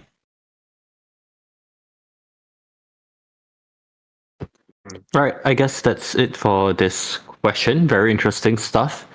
Let's go on to another Danbo focused question. Do you guys plan to hold a tournament regularly, similar to League Worlds from Sahad?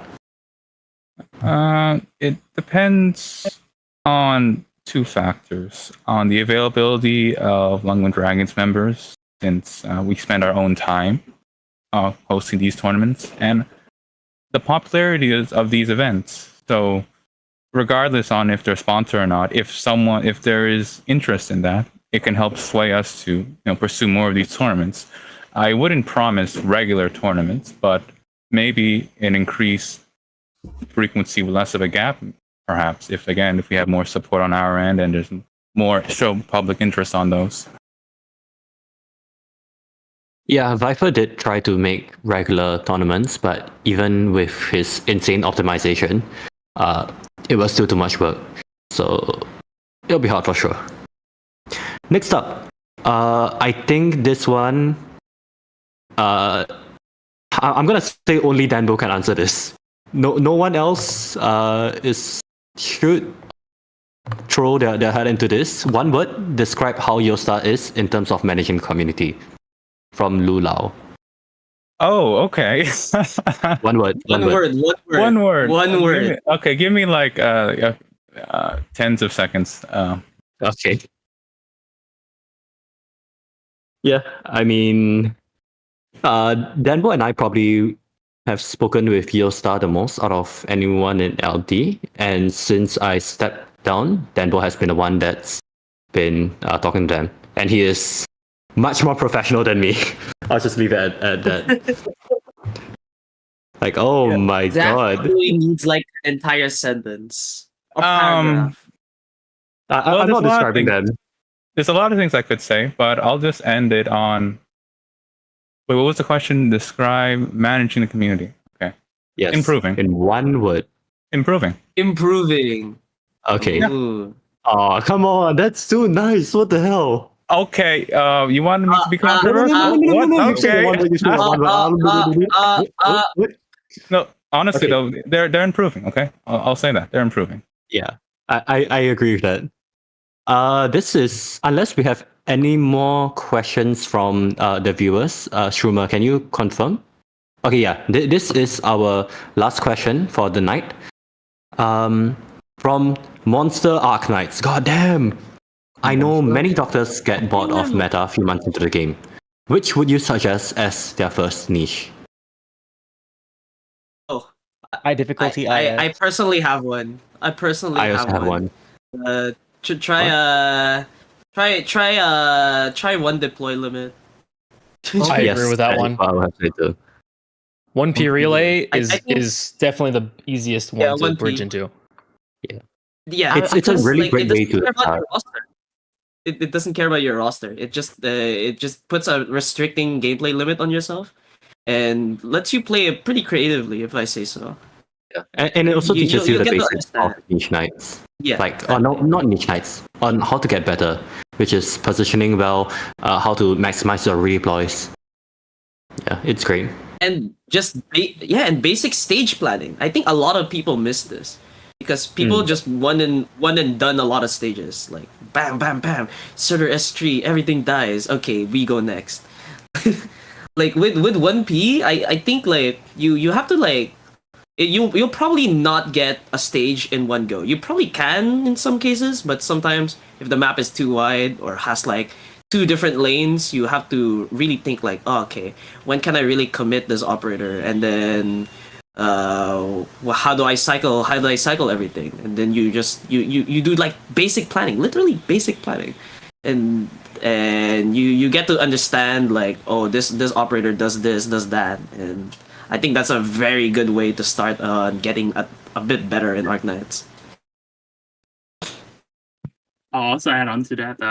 In my honest opinion, I think you should pick some favorite 6-star that you like maybe 6 or somewhere around there, like half of Scott, and then you see what kind of restriction will cover some of them. So you'll hopefully end up being like 4 or 3 6-stars. That's usually a good start because 3 6-stars are generally pretty strong already. Yeah, definitely. Just pick like a character you like, and then just base a niche around them. Oh, definitely didn't do that. I think a lot of people started like that. Like Zai really likes birds. I really like Weedy. Like I love Astasia. I love Astasia. This is how I also started. I feel like looking at this gateway to how every people join the niches. Like I like medic, so I like Wolf, so therefore I play medic and stuff like that. I like Blaze, so I picked cats. I think a very. I heard Ayana. Yeah. Go ahead. Yeah, go ahead. You first. I think a really easy one to, I guess, go into. So obviously you got 1P. That's a great way to kind of get into the more strategic thinking of it. But normally when I play casually, I like to play like 4 stars or 5 stars, just because it's obviously not as. I guess they're like you got a lot of like diversity of how to play around it. Obviously, it's roster based, but you're not honed into one specific strategy. You can play around with whatever you have raised. Maybe you have a tequila raise, or maybe you have broker raise. There's a lot of ways you can play around it based on what you have raised, and it's kind of more chill, but it allows you to not rely heavy onto your meta 6-star operators, which is a nice change of pace. Solid I also heard advice. Ayana was saying something about IS. Ayana. Yeah, I think for me, I was 100% in this position like in the past because I used to like follow CN a lot for the early Arknights where the only content was CC. And after a few CCs, you're like, okay, CC is it's pretty easily solved, right? Like you use the same operators, either stall, which is boring, or you have some weedy strat, which is cool, but there's more and more stall strategy. So you have all these meta operators, right? You body all the content. What do you do? And so here comes IS, right? With all the difficulty sliders and stuff. Even if you have all the operators, with all the meta operators, you won't clear it unless you know how to play it. Which is why I feel like if you think that you're getting bored playing with meta operators, it usually means that the content is not meant for your meta operators. I feel like the meta right now is defined by like you can only really separate the top tier characters based on the hardest content, which is basically CC and IS, right? Like the really hard content where you can actually differentiate like the top tier. You know how Mountain is like good for generalist content, but that's not the case in IS. You'll figure out very quickly that you sub out Mountain after like the 3rd run or the 4th run because he suddenly doesn't deal nearly the amount of effort that you want him to do, and that kind of thing. Also brings to light like some of the lower tier meta, quote unquote meta operators, because of how their synergy is with other meta operators, suddenly becomes like they're top tier because of this one specific interaction that you can abuse in IS with like relics and stuff. Okay. Is there anyone else who would like to add to this before we move on? Hopefully this is not going to sound too elitist. I know I'm not going to call it a specific community, but you'll see a lot of people, especially like 2 years ago, 3 years ago, they'll recommend characters like Blaze, and it's like exactly what Oyana said is they're not good at the high-end stuff. They're good at those generalist clears, like, okay, you're first getting to EX6 of a stage and you just drop Blaze down or Mountain down or something like that. And it's like, oh my God. And you're seeing people roll on these generalist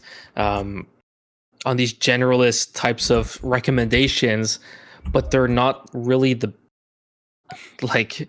they don't have the most potential as compared to other characters, is what I want to say. I see. All right, so that should be it for this question. We'll move on to the next and possibly last one. All right, by Too Hard. Too Hard asks, who do you think are the big 3 in today's meta? Ooh. Like, this is tough. how do we... If you're having trouble with this, I can probably answer first. I have. Yeah, you go first, Zaf, because it's like it really depends on which server we're talking on, are we? Yeah, I'm gonna say CN because I think some people will be using this or will be listening to this and are wondering what operators to pull. The obvious one is Walter herself, Walter White, Wishadel. I don't think there's any debate over that. She's just straight up the best and probably, hopefully, will be for some time. Other than that, I would say Dagon Brecher is ridiculous. The second, I would agree with Dagon. I would agree with Dagon. And this may be a hot take, The third one, I'm leaning towards saying Moana, but after using this character, No. I want to say that she's better. Ascalon. Ascalon is just, oh my god. She just wins stages. AFK. All right, I'll roll Ascalon just for you. I think the top third. I think the third one is like very up for debate. For me, I think it's Enos. I think it's Enos. Yeah. Okay. Enos is really broken too. I think Enos does too much, like as a vanguard. Yeah. Like, but the reason why I pick Ascalon is just because. You just look at her skill too, and you just look at her talent. Look at it go down. Like, oh my, she does all of this? She does all of that? Like, I don't. Right, I also continue on then. Give your other two operators. My other two operators. I can only really say for global, because obviously I don't have my hands on the CN one. I would say Degen, like, because I think Minar does more total damage than Degen, but Degen has those like specific matchups and it's just way more brain dead and just destroys everything. Let's press this button to be invincible for the next 5 seconds and then apply a debuff if they're not yet dead, you know? And then just auto attack them to death. Yeah, of course.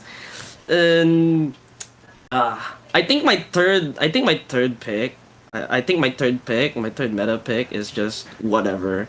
I can't really say a third one, so it has to be Ceylon because I bring her everywhere. You're pushing out. All right, moving on then. Aqua? Oh god. Okay, time the pressure. I think for me, obviously you got. I think you got your Degen. I've played around with the Degen Breaker for like a few times, and it's like, man, she's strong. I don't do her now. For me, second pick is probably like Mlenar. He's just a lot. If you plan around him, he does a lot of damage. I think the one time I played his Reese account, it was basically Mlenar carrying. So, and as for my, no problem. And then for my third pick, it's hard to say, but I guess I want to say like Texalta just because she's so, I guess, versatile and also does odds. Okay, next. Asa, go next. Who's your top 3? I should probably preface this that because of like my background as an Arknights player, I am objectively incorrect. But Aya Berry, right? But also Odor and Surtur still. Because how I see this, that I know I'm very aware that it's wrong, but I don't have experience with like newer characters, so I can't really speak on them. It's kind of weird if you don't build Minar means nothing to you. Same with like MS and all that stuff. True. Like, who's this Inez person? I don't know. I still have not built Yato, actually. Or Yato Alter. So, she also means nothing to me. Okay, so Aya, Hodor, and I'm actually going to say Texas over Surtur here, Texas Alter. And that's just because when it comes to not doing hard-end content, right? I'm a very casual player at the end of things. These three operators can generally just like solve things for you without really thinking. Right? You just put Aya down, she heals everyone. You put Hodor down, he just stands there. You put Texas down, whatever's there is just dead. Right? That's why I say those 3. Which is probably not what people are expecting, but still. That's good. We need to have more controversial opinions. Keep going, keep it up. Do you mind if I take a super base take? Go on. So I've been a huge fan of Saria. I don't like her as a character, but as an operator, she is insane. I've always felt that healing defenders have been very strong overall in the game since the start. She's the OG. Waning here and there, but giving SP on heal, and then with the module you get 2 SP on heal is nuts. And I've had some very great success with her, especially on even S3. Even though I'm not even amping any kind of arts damage, just the amount, especially with the new module, just giving 2 SP per heal, per tech, is nuts. So I'm going to give my vote to Saria, even though I don't like her as a character. I think she's an amazing operator. I think healing defenders are an amazing class, and that they're extremely strong. Yes, but have you considered Shu? Yeah, true. If you have like I love what it was like 60 HPS and then like Sanctuary and oh then yeah, like I played Shield like the recently. supporter like S3. Not to also mention the SP from her talent. Yeah, Yeah, and then like the class-wide talent buffs. Oh yeah, of course not. I mean, don't get me wrong. Going Sweet Knights with Shu is hella fun for sure. I've been a big fan of Saria since like literally day one, and if you check my account, I've I literally been agree. playing I since agree. Sarya's That the was first OG. day. Okay, Sarya's for Cactus? real. Sarya's the OG. Right, Cactus? Do you want to add in on this? Okay, yeah. I think for me, it's probably Texas Alter as one. She still has such a big impact, and I think she's the main reason why the res of every single enemy has been increased after release. Then next one is probably still Ines. She basically power creeps every single invisible enemy. And probably last one is I would say Reed Alter, because she just heals so much. Read also better than casters. Not a high bar. Yeah, XDDD. Why are The next operators person- outside of the caster class doing better damage as a caster? Yo, that's not true anymore. We got Logos. Yeah. Oh, The next really? person to answer is going to be very interesting. We got Mr. Done. E0, who literally does not have like an actual proper account. It's just E0 all the way. So it's going to be very interesting to hear his opinions. Mr. Danbo?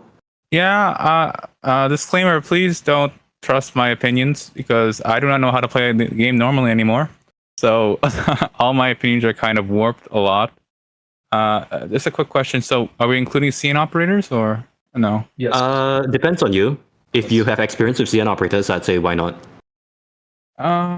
Okay, yeah. So, it's kind of funny because when the first question first started, my mind keeps thinking, okay, Sutter is amazing and Chalter, but it's like, I'm pretty sure they're stronger operators now, better than those two. But my first pick would be Aya Alter, because even at E0, she's kind of busted. And I've been hearing from, again, since I don't use E2s a lot, but I've been hearing from, here and there that she kind of does every single job a medic needs. So it's like, why use any other medic? The second one would be is Surtur outdated? Because I want to say Surtur. Don't worry about any other. Go ahead. Oh, It's your opinion. It's your Hot opinion. take. I keep And thinking top Surtur. three, Danbo. You know why I say Surtur? Because when I need to cheat on a stage and I need to bring an E2 operator, like I use E2 Amiya to borrow an E2 operator, usually what works is I bring Surtur. And Surtur kind of helps out with all my E0 operators. That's why I would say Surtur. And the third one, I guess, would be I'm gonna say Chalter because the same reason where like these are the type of E2 operators I use a lot just for like cheating a stage to clear. I can't believe we didn't hear the God Mia pick. Guard Mia is not. Unbelievable. Well, you said today's meta, not meta in E0. So I mean, yeah, she's a meta in I was E0. hoping for But more biased answers, but I guess that's good enough. yeah. Okay, since Bro, I Glitch think has already it's long. answered, Nexi, I'm gonna go with some short answers. In general, let's just say bagpipe flag. Otherwise, I do a lot of AFK nowadays, so I'll just pick Mountain, Mountain Typhon, and either Sculptor or Horn, and that's about it. goddamn AFK Knights players. Okay. All right, next up, Alta. Okay, first off, I'll say Munar. I think like people often like conceive of Munar as specifically like a DPS unit, and he is like a very good one, but he is also just like absurdly good utility unit. And there's like so many things you do that like just like revolve around like a Munar and like his taunt and like keeping him healed up and that sort of thing. Like beyond just his damage, like the fact that like he deploys like very early, he's very cheap, he has a lot of HP, and then he has taunt, just like makes a lot of gameplay just like revolve around him. I think Shu is also someone I'd consider in the top three. I think her kit is just like overloaded in a incredibly absurd way. Like she has like I think maybe the best like non-read healing per second in the game. She has what I consider to be the best buff effect in the game. Like numerically, it's like a lot smaller than like but it affects like everyone. And if you have multiple buffers, it often like buffs the buffers and then buffs the unit that you want to buff as well. It's also like one of the best CC effects in the game. Like you can just like keep any unit or any group of units like basically like stuck there for like entire 30 seconds and on like a very good on a surprisingly good skill cycle, especially when you compare to like Mostama. And then she also just has like her both her talents are very good, but like her like the Sotile talents in particular, like it just like contributes like so to like all your additional operators. Like I think like individually, like the things she does are very strong, but she does like so many of them at once in like in such a very convenient package that makes her just like absurdly good. And then for my other in the top three, I think I'd say Inez. I think Inez is like pretty self-explanatory. She's just like she does so many things that you want to do at once. I guess I also want to say that I think like Texas, like she is like she isn't even in like my top five. I think she is like extremely like somewhat okay. I won't say extremely, but somewhat overrated as a unit. Like I think like when Texas came out, like I think what she does is like even irrespective of her like fast redeploy status, it is like one of like always one of the strongest things you'd be doing. But like we're getting like stronger like as the meta develops and like as we get new operators, we often get like it's often like Texas like is often like the most convenient because she's a fast redeploy, but she's like very like the strongest thing you want to do anymore. And ideally, like when it comes to like optimizing your clears, oftentimes you just want to like optimize Texas out if you don't need specifically her fast redeploy functionality. Like I think like if I could only pick between like one of Texas and Ascalon, I'm not sure if I'd pick Texas. I think I might just pick Ascalon over her. Okay, that's all I have to say. All right, Oyana. I think Oyana might be dead. Let's move on, Mr. sorry. Rayro. Do you want to? Oh, okay. Go on. Sorry, I was muted. My bad. I think for me as an IS player, it's already been mentioned Walter and stuff, right? But I will give my three real like meta pick for IS, right? My three options are we got the regular Deegan, right? And then I think Aya Berry as well. But my number three pick is gonna be Ock. Long live Ock. His module is busted. There's nothing that screams busted than you turning a single geek sniper into a single geek into the strongest sniper before Ella to specialist, which is kind of crazy. Considering that once we get Ella, there's two snipers in the specialist tag, and one of them's a CC sniper. Help me, save me. Package nibbles. All right, Rayro. I think Shamare still one of the strongest supporters out there.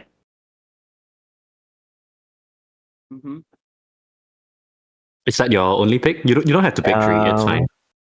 And I think Kirkus just power clips all 5-star medics. And still seen Arknights. Oh my god. The And 5-star. the summoners are still too strong. Yeah. Good picks from Mr. 5-star here. We after Mr. 5-star we have Mr. High Risk CC, Mr. Ancool. What are you gonna say? Weedy? Please. First of all, I'm not since I'm gonna choose the three that hasn't been picked. I think the first is Gladia, easily. I think she's by far like one of the most versatile operator, like in the sense that she just has a lot of what's this called, like advanced mechanics that you can do with her. Like she has a bind, she has a slow, she has an AoE, she has, and my favorite is the skill too. She has the attack cancel, which is very very overpowered. Like which is also one of my reasons that I really like what do you call her? Pepe from the new CN event, because in theory she works similarly, just even though she has less range. I think I really like that overall. And then the second would be